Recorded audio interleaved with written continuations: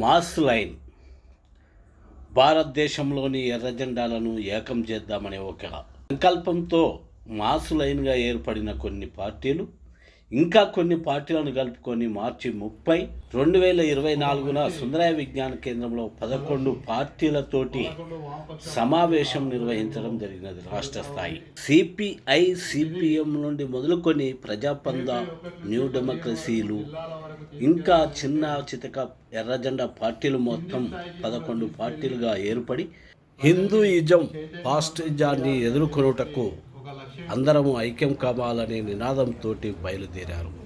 ఇది జిల్లాల వేదిగా ప్రచారం జరగాలి, ప్రవహించాలి అంటూ నినాదించారు. మాస్ లైన్ పోటు రంగారావు గారు తమ అభిప్రాయాలను, కార్యాచరణను మాట్లాడారు. అది కొంచెం మనం విందాం ఆయన నోటి ద్వారా.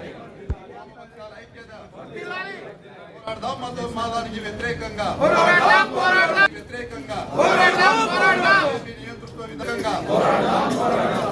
వామపక్షాల ఐక్యత.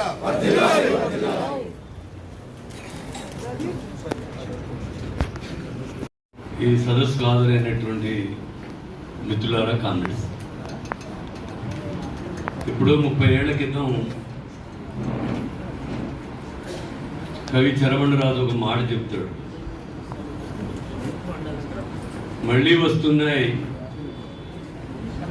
వస్తున్నాయి మన ఊరికి చిలక పలకుల డేగలు, రక్తం తాగే రాబందుల మూకలు, ఉస్సెస్సులు మనస్సులు జాగ్రత్త, పాపలు కనుపాపలు జాగ్రత్త అని ఒక పద్యం చెప్తారు. 2024 మేలో జరిగేటువంటి ఎన్నికలు, దేశవ్యాప్తంగా జరిగేటువంటి ఎన్నికల్లో రాబందుల్నే తలననేటువంటి ఓ పెద్ద ఫ్యాసిస్టు మూక అనేటువంటిది ఇలా దేశంలో తిరిగి అధికారంలో రావడానికి అన్ని రకాల ప్రయత్నం చేస్తూ ముందుకు వచ్చినటువంటి విషయం మనందరికీ తెలుసు. ఇంతకుముందు సాంబశివరావు గారు, వీరయ్య గారు చెప్పినట్టుగా అనేక విషయాల్లో ప్రజా సమస్యల పరిష్కారంలో విఫలమై ఈ దేశ సంపదనంతా కార్పొరేట్లకి కట్టబెడుతూ కేవలం దేశభక్తి నినాదంగా జపిస్తూ విదేశాలకు సేవ చేస్తూ సామ్రాజ్యవాదులకి జూనియర్ భాగస్వాములుగా మారి అంబానీ, ఆదాని లాంటి కుబేరులు ప్రపంచ కుబేరులుగా మారడానికి ఈ దేశ సంపదనంతా దోచిపెడుతున్నటువంటి నరేంద్ర మోడీ, బీజేపీ, ఆర్ఎస్ఎస్ ఆ ప్రభుత్వం అనేటువంటిది అలా ఈ దేశానికి పెను ప్రమాదంగా మారింది అనేటువంటిది వామపక్షాలు చాలా కాలం నుంచి చెప్తా ఉన్నాయి. కాంగ్రెస్ పార్టీ నూతన ఆర్థిక విధానాల్ని, అదేవిధంగా కార్పొరేట్ అనుకూల విధానాల్ని అవలంబించి ఒక ప్రజా వ్యతిరేక విధానాన్ని మూటగట్టని ప్రభుత్వం నుంచి దిగిపోయిన తర్వాత ఆ విధానాన్ని మరింత ముందుకు తీసుకెళ్తూ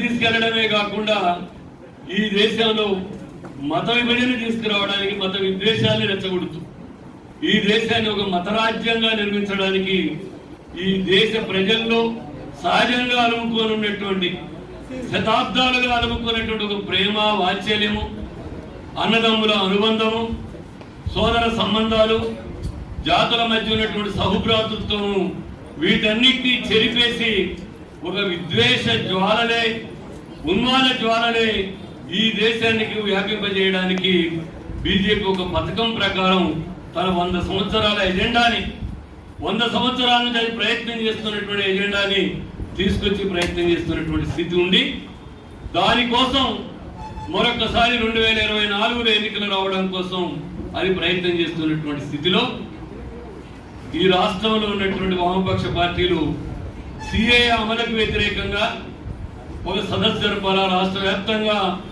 బీజేపీ అనుసరిస్తున్నటువంటి కార్పొరేట్ విధానాలకు వ్యతిరేకంగా, మతోన్మాద విధానాలకి, ఫ్యాసిస్ట్ విధానాలకు వ్యతిరేకంగా ప్రజల్ని సమాయత్తం చేయాలనేటువంటి పద్ధతులు మనం ఒక కార్యక్రమాన్ని తీసుకోవడం జరిగింది.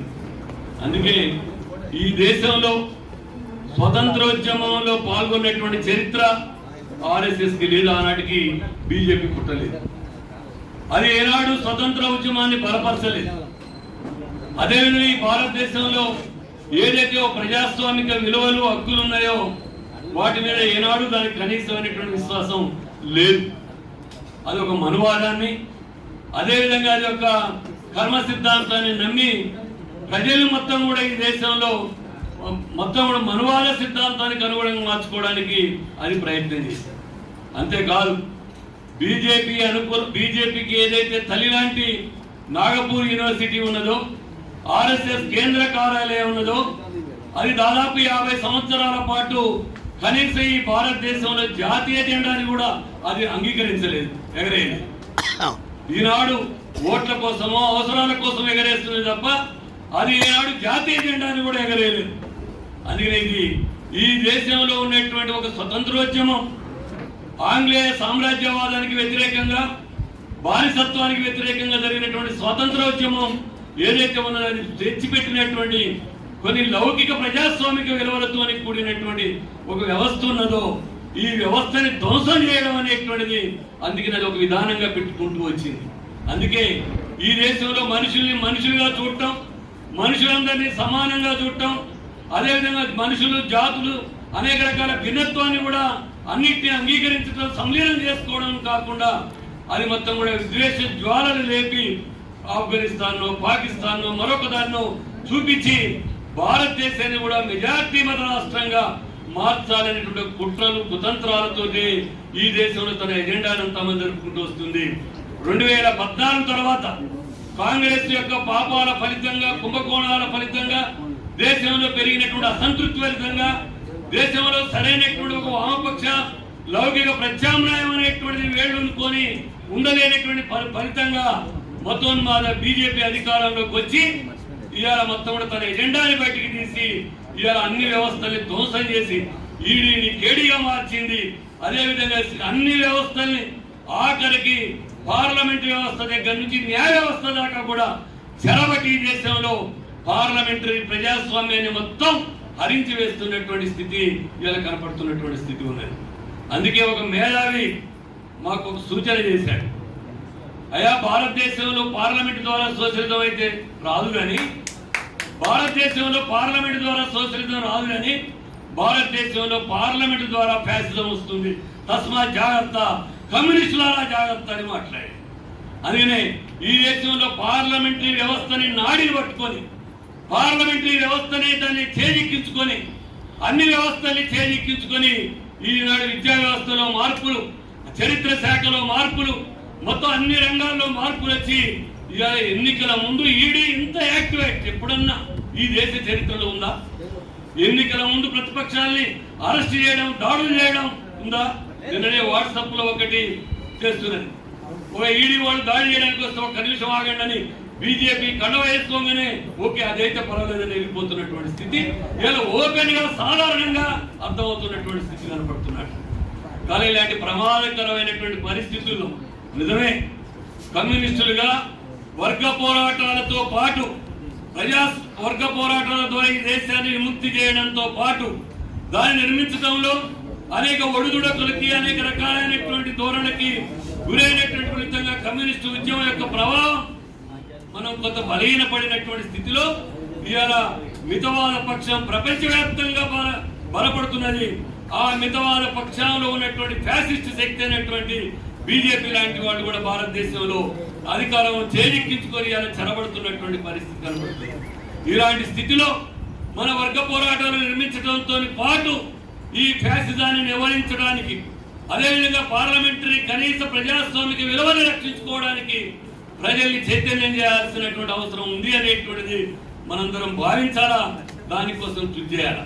అందుకే ఫ్యాసిజాన్ని ఓడించడం అంటే ఒక డిమిట్రావో లేకపోతే జర్మనీలో ఉన్నటువంటి అనుభవాలు తీసుకొని ఆ ఫ్యాసిస్ట్ వ్యతిరేక పోరాటంలో సమాయత్తం కావడానికి, ప్రతి ఒక్క శక్తిని కలిగించడానికి, ఆ ఫ్యాసిజానికి మూలమైన దాన్ని గోరిగట్టడానికి మనందరం ప్రయత్నం చేయకపోతే చారిత్రకంగా మనం విఫలమవుతాం అనేటువంటి దాన్ని మనందరం గుర్తుంచుకోవాలని చెప్తూ చివరిగా నేను ఒక మాట చెప్పదలుచుకున్నాను. మొన్న 2023 ఎన్నికల్లో కేసీఆర్ గారు మన తిరిగి అధికారంలోకి వస్తాడని ఆయన చాలా కలలు అన్నాడు.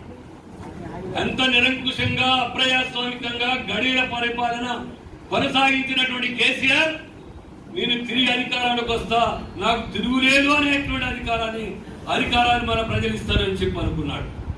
ఇవాళ కేసీఆర్ గారి పార్టీ పరిస్థితి ఏంటో టికెట్ ఇచ్చిన అభ్యర్థులే తెల్లారే గల్లంతో అవుతున్నటువంటి స్థితితో ముందే కొన్ని విషయాలు వీరయ్య గారు చెప్పారు, కనపడతా ఉన్నాయి. అందుకనే నియంత్రణకి అదేవిధంగా ప్రజల నిరంకుశంగా వ్యవహరించే వాళ్ళ ప్రజల పట్ల ఏ గతి పడుతుందో ఈ తక్షణ ఉదాహరణగా మనకి ఇవాళ మనకి స్పష్టంగా కనపడుతుంది. అట్లాగే ఇవాళ మన మధ్య విభజన తీసుకొచ్చి అన్ని వ్యవస్థని చెరబట్టి మాట్లాడేవాడని జైలులో పెట్టి అడిగేవాడు లేకుండా, రచయితలు లేకుండా, జర్నలిస్టులు లేకుండా, ఎవరు మాట్లాడే లేకపోవడం లేనటువంటి నిరంకుశ రాజ్యాన్ని, ఫ్యాసిస్టు రాజ్యాన్ని తీసుకురావాల్సినటువంటి మోడీ ఇవాళ తనకి భయం అవుతుంది. ఇవాళ మోడీకి మనందరికీ పైకి భీకరంగా కనపడుతున్నప్పటికీ, రామారాయణ నిర్మించిన 400 సీట్లు అని మాట్లాడుతున్నప్పటికీ లేదు, ఆయన అనేక మంది కాళ్ళబేరానికి, చంద్రబాబు నాయుడు లాంటి వాళ్ళ దగ్గరికి అనేక మంది కాళ్ళబేరానికి పోతున్నటువంటి పరిస్థితి కనపడతా ఉంది. అందుకే దేశంలో చాలా మంది పరిశీలనలు చెప్తున్నారు బీజేపీకి 200 సీట్ల కంటే ఎక్కువ రావని చెప్పి. కాబట్టి ఒక బూమరాంగ్ లాగా ఇవాళ బీజేపీ ప్రయత్నం చేస్తా ఉన్నది. కాబట్టి ఇలాంటి దశలో ప్రజాస్వామిక వాదులు, సెక్యులర్ వాదులు, అదేవిధంగా అనేక మంది మైనార్టీలు, కమ్యూనిస్టులు అందరూ కలిసి కట్టుగా ఈ మతోన్మాద, ఫ్యాసిస్టు, కార్పొరేట్ అనుకూలమైనటువంటి ఈ చీకటి పరిపాలనకు వ్యతిరేకంగా నిలబడి పోరాటాలు నిర్మించాలా.